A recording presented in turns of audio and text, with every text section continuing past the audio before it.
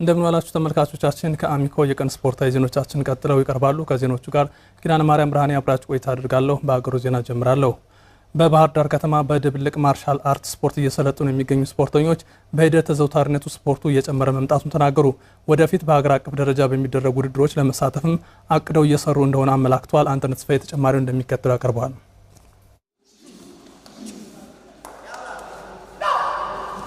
ድብልቅ ማርሻል አርት ስፖርት ተወዳጅነት ካላቸው ስፖርቶች አንዱ ነው። በቅርብ ጊዜ ደግሞ በተለያዩ አካባቢዎች በወጣቶች ዘንድ እየተዘወተረ የመጣ ስፖርት መሆኑ ይነገራል። በባህር ዳር ከተማ ይህን ስፖርት የሚያዘወትሩ ወጣቶች ቁጥርም እየጨመረ ነው። ስፖርቱን ማዘውተርና መሰልጠን የራስን ጤና ከመጠበቅና ብቁ ዜጋ ከመሆን ባለፈ በኢኮኖሚ ተጠቃሚ የሚያደርግ ስፖርት ነው። ድብልቅ ማርሻል አርት የሚሰለጥኑ ሰልጣኞችም ስለ ጠቀሜታው ይናገራሉ። አሁን ፉል ፊዚካል ሜንታል ነው የሚጨምረው 90% ሜንታሊ ነው።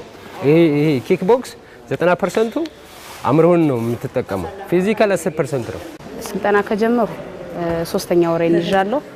እንዲሁም አማራ ክልልን ወክዬ መወዳደር ፈልጋለሁ። ስፖርቱ በጣም ተወዳጅና ሰዎች ላይ ጥሩ የሆነ በኢኮኖሚም ሆነ በአንዳንድ ነገሮች የተሻለ ነው። ማስተዋል እንዲኖረን ለሰዎች ጥሩ የሆነ አመለካከት እንዲኖረን የተሻለ ንቁ የሆነ ማህበረሰብ እንድንፈጠር ያግዛል። ራሴንም በቃ ከተለያየ ከሱስ ነገሮች ነፃ አርጎ እዚህ ስፖርት መድረክ ላይ አሳትፎኛል። አሁንም አለውበትና እኔ እዚህ አርት ላይ በመገኘት ደስ ብሎኛል። በባህር ዳር ከተማ ስፖርቱን ለማሳደግ ስልጠናዎችን እየሰጡ የሚገኙ አሰልጣኞች በበኩላቸው ስፖርቱ በወጣቶች እየተዘወተረ እንደመጣም ይገልጻሉ። ስፖርቱ በእርግጥ ወደኛ አካባቢ አዲስ ነው። አዲስ እንደመሆኑ አንፃር ግን አሪፍ ላይ ነው ያለነው። አብዛኛው ሰው ስፖርቱን አያውቀውም። ግን አሁን ላይ ግን እውቅና እየፈጠርን ወጣቱንም በደንብ እያነቃቃና ስፖርቱ እንዲታወቅ እያደረግን ነው። ሰልጣኞች በበኩላቸው የክረምቱን ወራት ምክንያት በማድረግ ወጣቶች ይህን ስልጠና ቢወስዱ ተጠቃሚ እንደሚሆኑም አመልክተዋል።